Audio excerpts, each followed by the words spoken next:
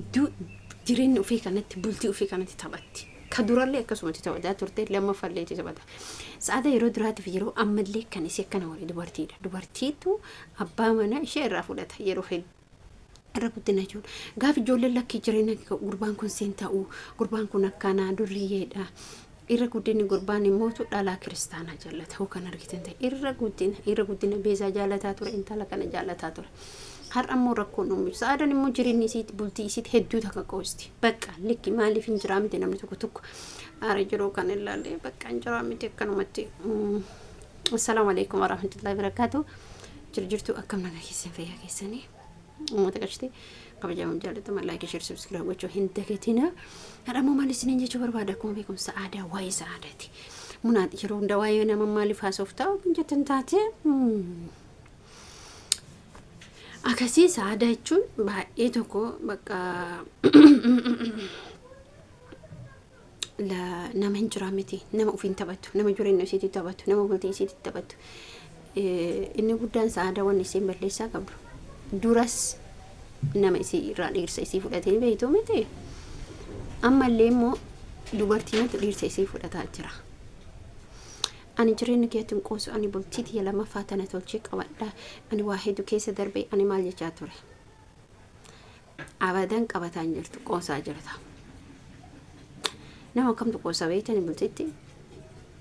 Nama lafaa dhufaa jiru bakka hin jiraa miti namni tokko bakka nama uf qofa ilaalu. Nama uf qofa ilaalu. Abbaa fedhe heeruma abbaa fedhe dhiisa. Ilaalcha jedhu qabdi jechuudha fakkeenyaaf.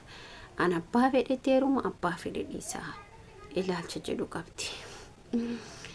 Kuni nama baasu tokko qabeenya nama baasu bareedumsis nama baasu inni nama baasu haala amala isaa sanii jechuudha.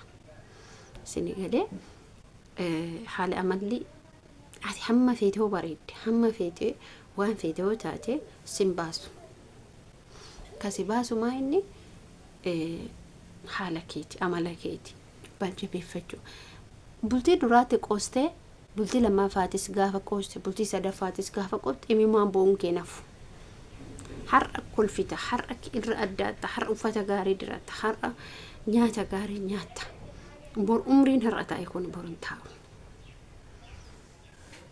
sitti fakkeesse rakkoon mucatii tana galteen walii galteen isaa walii galtee alaa galteen malee isa duba alaan galleen yookaan dhugaa dubbannu ta'e natti fakkaata. Sabboontu isaa walii galtee alaa galteen otoo isaa galtee walaa galuunii baattee intalli tun halkan tokko weessan bultu. Sabboontuun gurbaan waan irratti raawwateen beeytanii miti kaa'ee wajjin jeesna namna jedheen otoo rakkinni jiraatu baate otoo dubbiin kun dhugaa ta'uu baate waan akkasii raawwatamu. Isin galee garuu isiin qabeenya maalitti gooti meeshaa maalitti gooti meeshaa maalisii godha. Meeshaa takkitee ta'een baaftee meeshaa maalisii godha kaleessa kophaa jiraatan turre kaleessa meeshaa malee jiraatan turre meeshaa xiqqoon jiraatan turre kaleessa nyaata xiqqishuu yookiin gimmaasha biddeena nyaataan turre kaleessa maal keessa turte hadha hoo meeshaa san qabaturra isa qabachuutu isii caala. Meeshaa faayidaa takka hin qabu meeshaa waa faayidaa sii hin qabu inni faayidaa sii qabu isa faayidaa sii qabu maa inni isa faayidaa sii qabu gurbaa faayidaa sii qaba. Jaalatan sibbitanis har'a soofaa akkana bareedoo bite soofaa san homaa isiin fayyadoo dhiiseefis deemes jechuudha. Dhiisii deemishu soofaa dhiisee adeemu maasii godha malkisii dabala. Atiin algarra bultee fi namni firaasharra bulee tokko namni walalirra bulee tokko maasii dabala. Si dabala waa takka siin dabala aqlii siin dabala beekumsa siin dabala. Wallaalumsa siin yaani jechuun bakka jechuun isaaf garuu isa otoo jabeeffattee daballiinsa mokeetii isa otoo qabattee aaran qabeenya barbaadu si barbaada adeessa deemta abbaa manaa kiyya eessa ooltaa eessa bulta sa'aatii hojiitiif sa'aatii akkaataa itti abbaa manaa qabatan akkaataa hedduutu jira. Amala kee jijjiirrachuudha of qofa ilaalte jedhe walumaa galatti bara of qofaa fi yeroo gabaabduu tana ilaaluun hin barbaachisu. Yeroo gabaabduu tana ilaaluun hin barbaachisu. Maal mee fakkeenyaaf yeroo dheeraa dabarsitee biyya namaatiitis yeroo dheeraa dabarsitee beeksisa maatii ijoollee si wajjis yeroo dheeraa dabarsitee mee maal fayyade jechuun yaani miidhaa fideeyyu inni isiin qoostu utoo rakkina qabaatu baatte utoo isiin rakkina qabaatu baatte utoo isii abbaa manaa kana cuunfitee qabde bar yookiin tokko dogongoraanii yookiin tokko namni namarratti hin fidu dhiirarratti dubartii irratti hin fidu maal hin fidne tokko isaaf yeroo qabaatte taanaan dalaguufis ishee yeroo san biyya namaa jirtu san akkasii isillee yeroo biyya namaa jirtu san dubartiin dhibbaa duratti keessite baay'ee miidhamaa turte lammaffaa homaa miidhamte lammaffaa dubara biraa maaliif maaliif fiddee galchiti waan taate maa dagatteedha yaani kiyya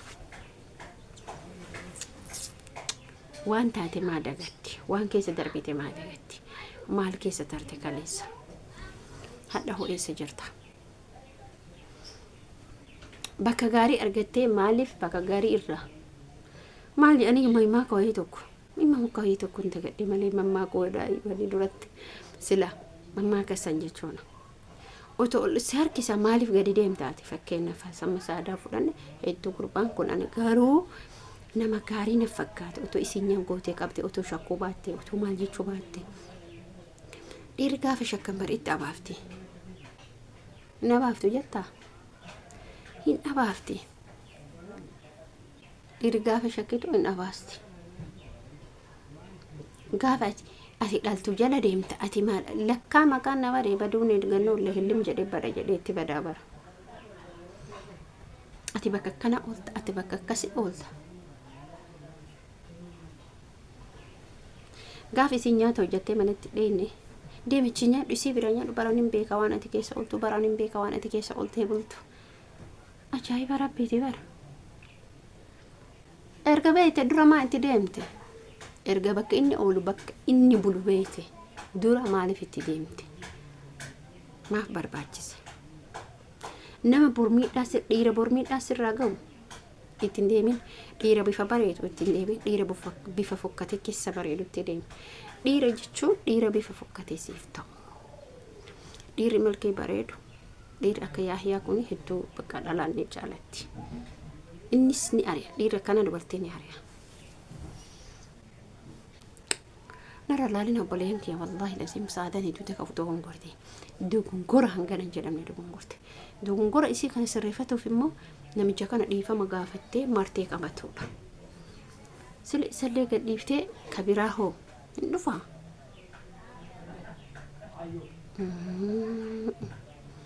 jabeeffadha warra abbaa manaa qabdan wallahi jabeeffadha ittiin qoosina warri yuutubaraa kun amma qoosuu eegalee jira jabeeffadha ani viidiyoo kiyya asumarratti dhaabaa viidiyoo biraatiin amma walitti deemnutti obboleeyyan kiyya abbaa manaa keessan jabeeffadha